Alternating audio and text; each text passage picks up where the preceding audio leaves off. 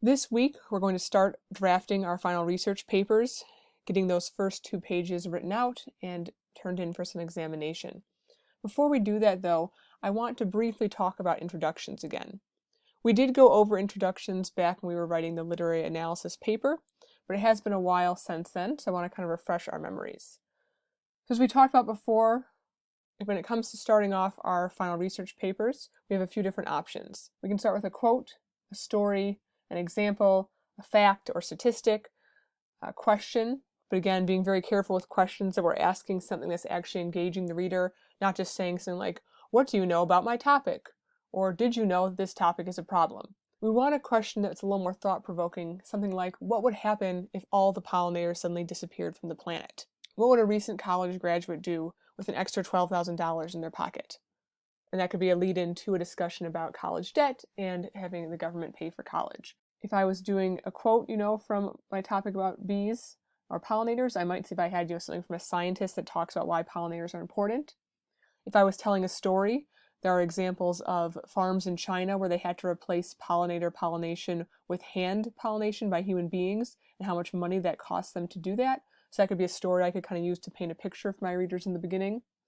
I also could use more of a what-if hypothetical scenario where I might describe a farm that is dealing with the lack of bees or other pollinators. Fact or statistic, I could give some kind of information about the number of pollinators that we've seen decline or the number of crops they pollinate. Different ways to kind of, again, draw my reader into the paper. We're definitely avoiding first person in this paper and trying to avoid second person like you and your as well, or at least use it very sparingly. And one thing I see students do a lot with this paper, you really want to make sure that thesis statement is the last sentence of your introduction, the very last one. Don't put it as the first sentence of the intro. That's your hook. That should not be where your thesis comes. And we're also going to try and avoid listing like we talked about in the PowerPoint last week. Try not to kind of, again, list all 7 reasons why your topic or why your idea is more correct. And 2, I know that we all kind of have different writing length styles and we kind of have different amounts of sentences we usually use in a paragraph. But for a longer paper like this, you want your intro to be relatively substantial, at least 5 sentences or so, potentially more, maybe more like an 8-sentence paragraph.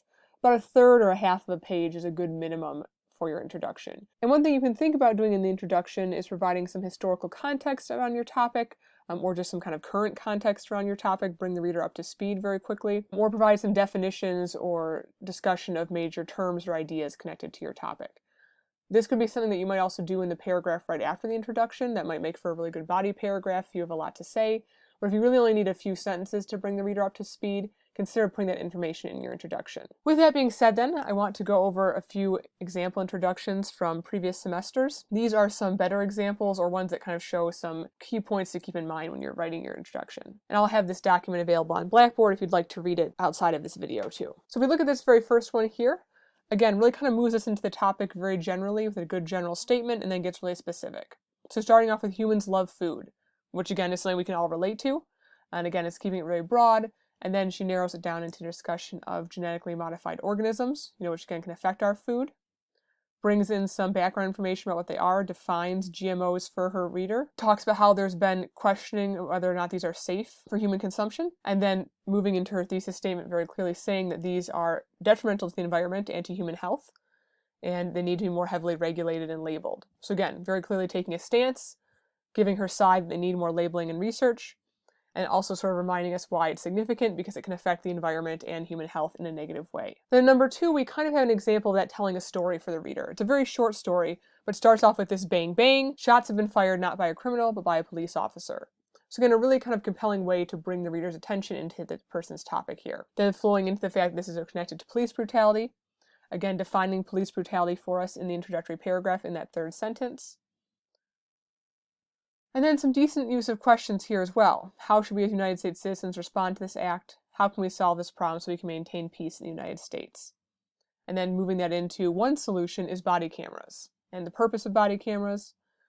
And then suggesting they should make this proposal law. Again, using that first person which we want to avoid, but again, for the most part, a solid introductory paragraph. And then clearly in that thesis telling us all police officers should wear body cameras, taking a stance and giving that action there. And then saying why it matters, because it's going to bring peace. And here we have an even more detailed use of kind of creating that image for the reader, painting a picture for the reader.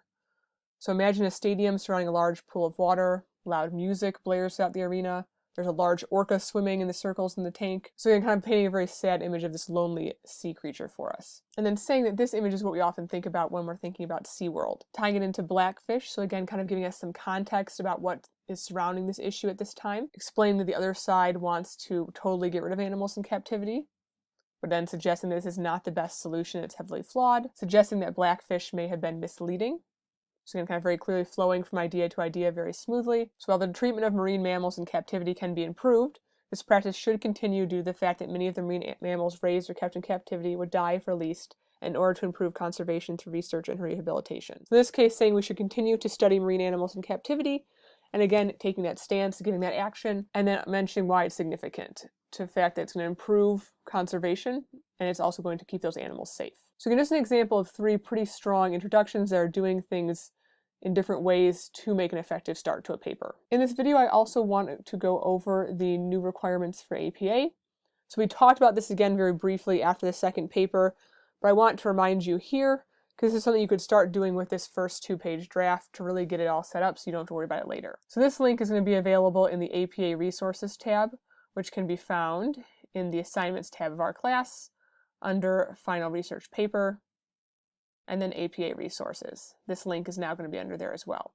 But this is the APA sample essay from OWL Purdue, so it is something that you can look at and refer to. I also have that example one that I made in the APA Resources folder, but this one's kind of nice because it gives these very detailed text boxes that kind of explain the different formatting requirements, and even in the body of the essay it gives some tips about in-text citations, putting in figures, formatting quotations, so much more in depth than the document I created. So again, just to kind of point out the big changes from what I had you guys do for that second paper. So for the final research paper, we're going to be following the new student version of APA, which has a lot fewer steps, a lot less required information.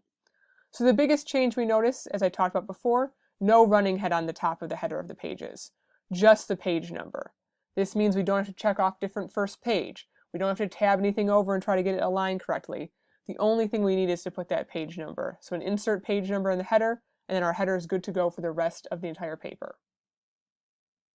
Another small change, but one that's important to realize, we should have the title centered as it was before, but it's also now going to be bolded. That's a new thing this time in this version of APA, bolding that title. Then first line of information should be your name as the author.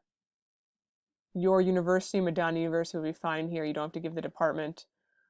Putting our course name, writing 1020 would do the trick. We don't need the full title or anything. My name, Professor Haldane, Laura Haldane, whatever you want to call me, goes there. And then we do have the date in this version for when you're turning it in. Then we are going to have an abstract, which we're going to talk about a little bit later in the semester. So for now, if you guys want to get this set up, you could just put the word abstract, and again, we're bolding it just like we bolded the title, and then you could leave the rest of this page blank. I'm going to ask you guys to write an abstract, but I'll give kind of more of an overview of that, some examples of that. We're not going to worry about keywords. Again, we're not publishing this to a database. When we get to the actual start of the essay, then on page 3, we are going to put the title one more time. A lot of you guys missed that on the literary analysis paper, so make sure you get it here. And again, we're going to bold this title just like on the cover page and just like the word abstract. And then you begin your essay. And this is a much longer one than we have, so I'm going to scroll down a bit. Again, some useful tips in these different boxes that you guys can take a look at.